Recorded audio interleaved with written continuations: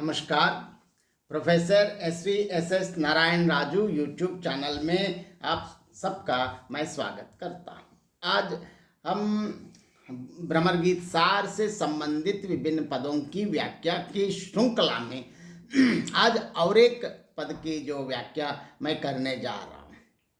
अभी तक उद्धव और गोपियों के बीच में जो संवाद चल रहा है और इस संवाद में बार बार अलग अलग कोशिशों के द्वारा निर्गुण निराकार पर ब्रह्मा की ओर आकर्षित करने के लिए उद्धव ने कोशिश किया और इसकी जो प्रतिक्रिया में बहुत बार कृष्ण के समर्थन में भी अनेक तर्क युक्त विशेषों के बारे में व्याख्या करते हुए गोपियां बहुत सगुण साकार पर ब्रह्मा की विशिष्टता के बारे में वो बताती रहती हैं।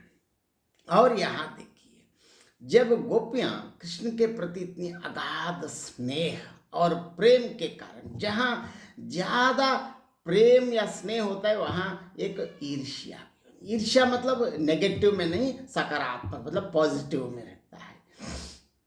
यहाँ गोपियां बता रहे हैं इस पद में श्री कृष्ण को बार बार याद करते हुए क्या क्या किया है, इसका परिणाम क्या है, इसके बारे में इस पद की व्याख्या हम देखेंगे। पहले पद देखेंगे। संदेशनी मधुबन कूप बरे जो को पतिक गए हैं, हाँ ते फिर नहीं अवन करे। कई भाई श्याम सिकाय समोधे, कई भाई बीच मरे। अपने नहीं पटवत नंद नंदन, हमरे वो फेर धरे। मसिकुंठी कागद जल बीजे, सर दव लाग जरे। पाती लिखे कहो क्यों, कर जो पलक कपाट करे। यहाँ देखिए, इसमें गोपियां अपनी असमर्थता, क्यों पत्र नहीं लिख पा रहे, पहले पत्र लिखने से क्या हुआ और इसके पहले अलग अलग पत्र लिखने से क्या हुआ। गोपियों ने संदेश लिख लिख कर कृष्ण को अनेक पत्र भेजे, परंतु एक का भी उत्तर नहीं आया है। इसलिए कहते हैं, इससे गोपियां उत्तर ना मिलने से बहुत व्यतीत और दुख का अनुभव कर रही हैं। और वो कहती हैं गोपियां, और ये बताइए, शायद हमने इतने पत्र भेजे हैं और इतने पत्र लिख लिख कर भेजे हैं, हमने मदुरा को इतने संदेश लिख लिख कर भेजे कि शायद उनसे मथुरा के कुएं भर गए होंगे। देखिए, और संदेशन मधुवन कूप भरे, इतने पत्र भेजे हैं कि इसका मतलब कृष्ण बिना देख के कुएं में डाल दिए हैं। जो को पतिक गए हैं, हाँ ते फिर नहीं अवन करे।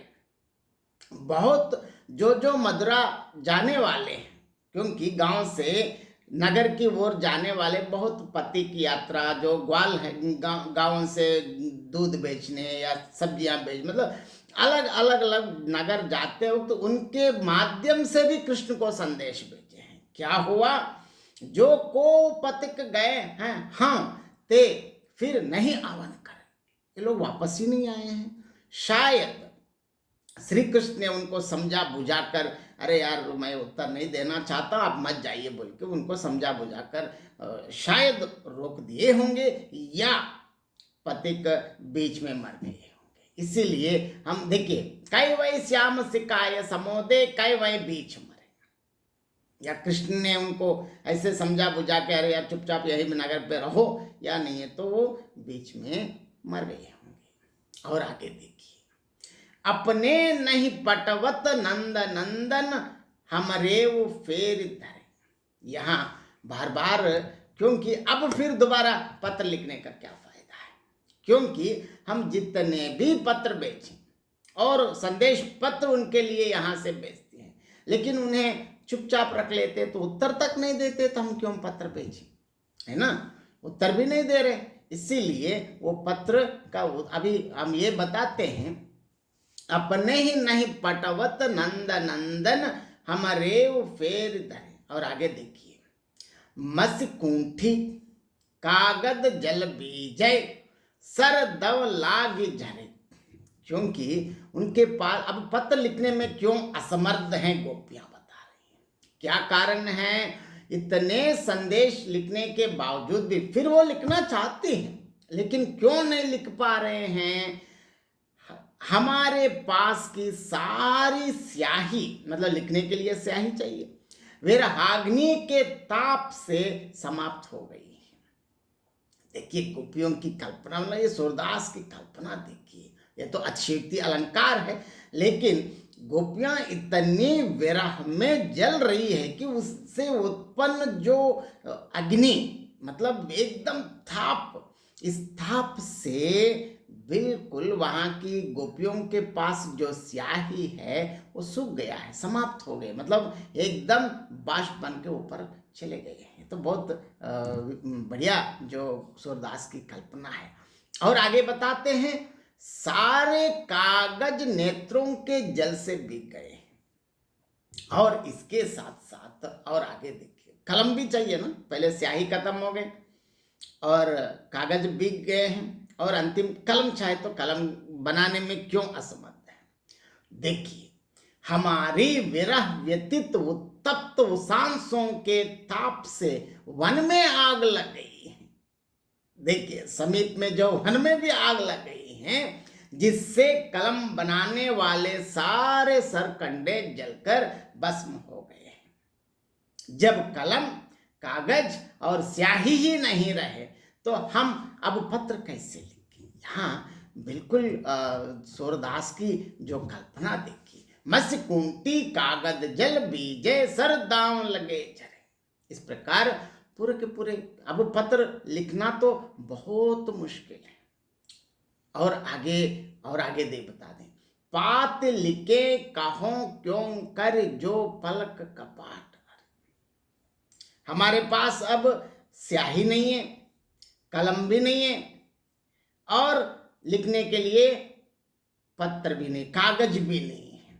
तो इनके बावजूद भी अगर कहीं कुछ लिखना चाहती हैं तो आगे भी और ना लिख पाने में उनकी असमर्थता क्यों प्रकट कर रही हैं, आप देखेंगे।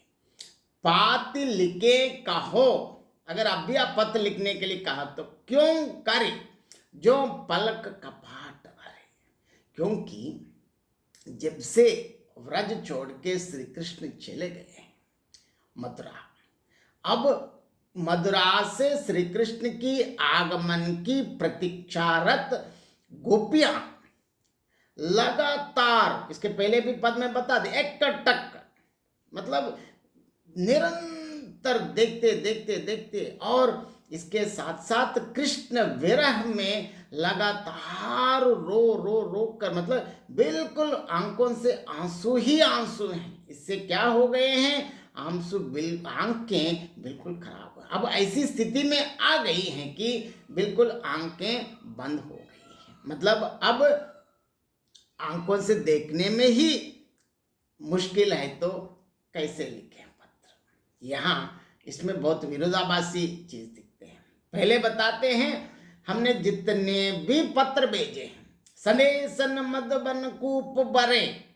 शायद हमारे सारे पत्र जितने भी भेजे हैं, इन संदेशों को कृष्ण ने अनदेखा, बिना देख के ही जिस प्रकार कुएं में डाल दिए हैं, इससे क्या हुआ, मधुवन मतलब संपूर्ण मथुरा के कुएं शायद भर गए होंगे। इसका मतलब गोपियों ने कितने पत्र भेजे हैं, मतलब मथुरा तो सबसे बड़ा उनके लिए राजधानी है, नगर है, वहां के सारे कुएं भर गए।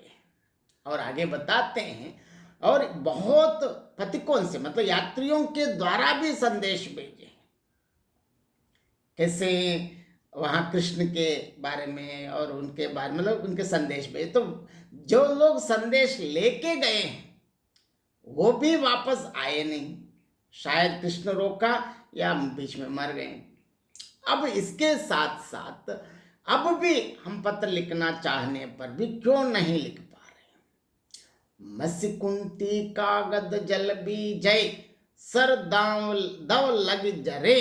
पात लिखे कहो क्यों करी जो पलक कपाट अरे। देखिए यहाँ उनकी विरह अग्नि और विरह से संतप्त जो गोपियां फिर भी पत्र लिखना चाहने पर भी उनकी विरह ताप के कारण स्याही कागज और कलम बनाने में सब समाप्त हो गया। और आगे देखिए इसके बावजूद भी चिट्ठी अब लिख भी कैसे सकते हैं, जिस प्रकार लिखना तो मुश्किल है, क्योंकि अब बता रहे गोपियां हमारे नेत्रों के पलक रूपी किवाड़ बंद हो गए हैं, अब हम लिख नहीं पाएंगे। यहाँ इस पद में श्री कृष्ण के प्रति गोपियों का जो ऐसे प्रेम है, इस प्रेम के लिए शब्दों में व्यक्त करना मुश्किल है। सूरदास कवि हैं, ऐसे बढ़िया शब्दों में गोपियों की जो प्यार प्रेम आजकल की भाषा में अलग अलग तो वो नहीं है, मतलब एक भगवान के प्रति भक्त की जो प्रेम स्नेह और वात्सल्य, क्योंकि कृष्ण के बिना उनका जीवन आए ही नहीं। यहाँ इस प्रकार जो सूरदास का जो वर्णन है, मत्स्य कागज मत्स्य कुंठी कागज जल बीज, ऐसे इस प्रकार ये सब अतिशयोक्ति अलंकार हैं, लेकिन भौतिक दृष्टि से देखने से अलग है। लेकिन यहाँ एक इन सबको देखना है तो एक भक्त की आंखें चाहिए। सूरदास के पदों में स्थित जो भावना देखना है तो भक्त की आंखों से देखने की आवश्यकता है। इस प्रकार सूरदास ने इस पद में श्री कृष्ण और गोपियों के बीच में जो प्रेम भावना को बहुत बढ़िया और मार्मिक ढंग से चित्रित किया है, कहने में कोई अतिशयोक्ति नहीं है। इस वीडियो को देखने या सुनने के बाद आप जरूर अपनी प्रतिक्रिया व्यक्त कीजिए। धन्यवाद।